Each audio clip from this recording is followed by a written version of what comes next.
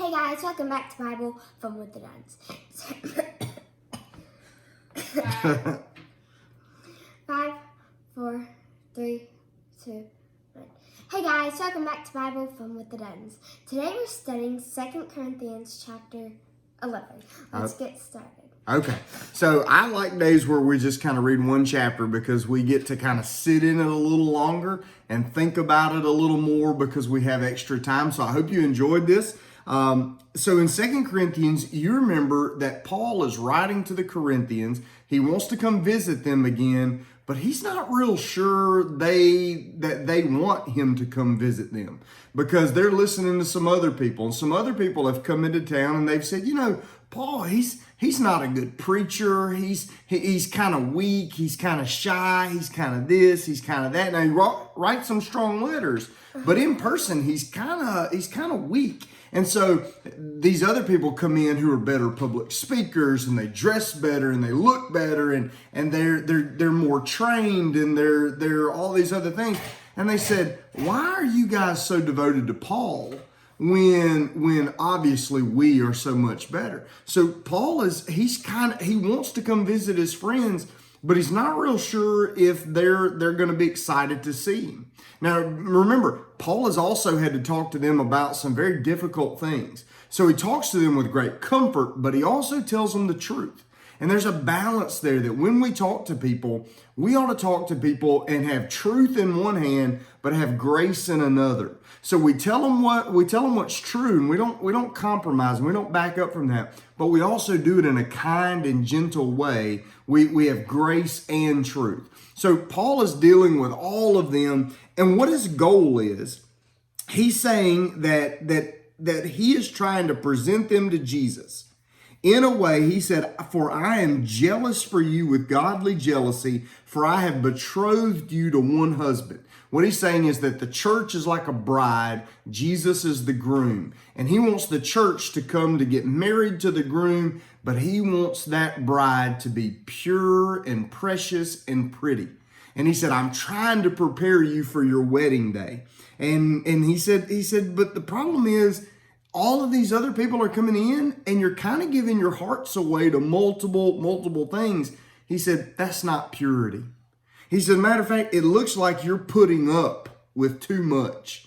And it kind of reminds us of that Old Testament, one of the 10 Commandments where it says, you shall have no other gods before me. And the great question we got to keep asking, not just in our church, but in ourselves, because we are the church, is do we have anything in our lives that comes before Jesus? So John's got a good takeaway today. Go, John. Okay, so my takeaway was about how every time Paul got hurt and stoned and shipwrecked, all those times, he never stopped. Well, he got stoned and stuff because he was following God. But he never stopped doing that. So, in the end, it all turned out good and yeah. Okay, so Paul was being persecuted for doing what? Following God. Okay, and so he was sharing with people the gospel, right? And because he was sharing the gospel, he was persecuted. He was beaten up. He was thrown in jail. He was whipped, and he was put on boats that ended up being shipwrecked. Did he ever stop doing what he was supposed to do? No. So even though it was going to hurt, did he keep on going? Yes. Because what's worth is it worth it to quit and be safe, or is it worth it to just serve Jesus and understand our trials are temporary, our problems are temporary, but serving Jesus matters forever? To serve Jesus matters forever. That's right. I think what Paul is saying in these latter verses, and John is picking up on these last verses in chapter 11, where he says, basically in verse 23, in labors more abundant, in stripes above measure, in prisons more frequently, in deaths often. And throughout the rest of the verses, he's going to talk about the danger he's been in. He's going to use the word peril in the Bible version that I'm reading. He's going to mention that 1, 2, 3, 4, 5, 6, 7, 8 times. Perils, dangers. He's in severe danger, and he's talking about being lost at sea, being robbed, being in danger of being murdered. He's talking about being left alone in the wilderness, being lied about. He's talking about all of these things.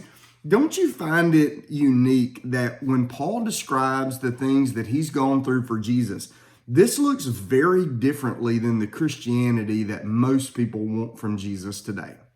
I mean, most people want to follow a Jesus that will not let them go to hell, which, hey, I agree. I don't want to go to hell.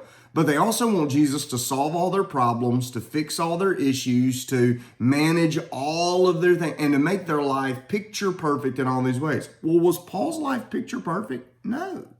So why do we in our lives today think that serving Jesus is going to actually make life easier? When Paul, the more he served Jesus, really the more struggle and stress he had. I would tend to wonder if maybe our little Instagram perfect lives maybe sometimes are a reflection that we're not serving Jesus maybe as devoutly or as on purpose as we should. Paul in verse 27, he says it like this. He says, in weariness and in toil. So he worked his fingers to the bone. He was tired, yet still at work. He says, often in hunger and in thirst and in fastings often. Well, fasting is when you go without food so that you can pray and serve God. So he says, on one hand, I'm starving and thirsty. On the other side, I'm fasting. I like the fact that one is hunger from lack of food and the other is hunger for sacrifice to God. One is a trial, the other is a spiritual discipline. And so he says, I'm willing to do whatever it takes, physically and spiritually, to serve Jesus. And then he's going to say in verse 28, he says, beside the other things, what comes upon me daily is my deep concern for all the churches. So what's the thing that kept Paul going, even in the face of all of these troubles? He was deeply concerned about presenting the church to Jesus as a bride to a groom. And really, here's what we ought to be thinking about. What in your life do you love too much or care too much for that it consumes all of your behavior?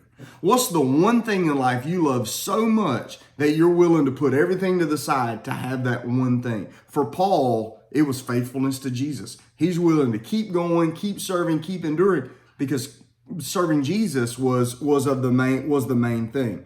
And all of these things that Paul went through, did they make him bitter and angry? No. Did they push him away from Jesus whenever he had so much to go through? No, they actually pushed him toward Jesus. I bet Paul knew Jesus in a way most of us never will, because we won't endure what he endured. One of my favorite preachers from years and years ago, he had an old saying. He said this.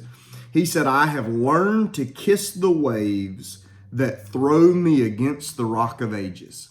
So he pictured himself being out in an ocean and the waves keep throwing him up against the sharp rocks. He said, but the Bible tells us that God is our rock.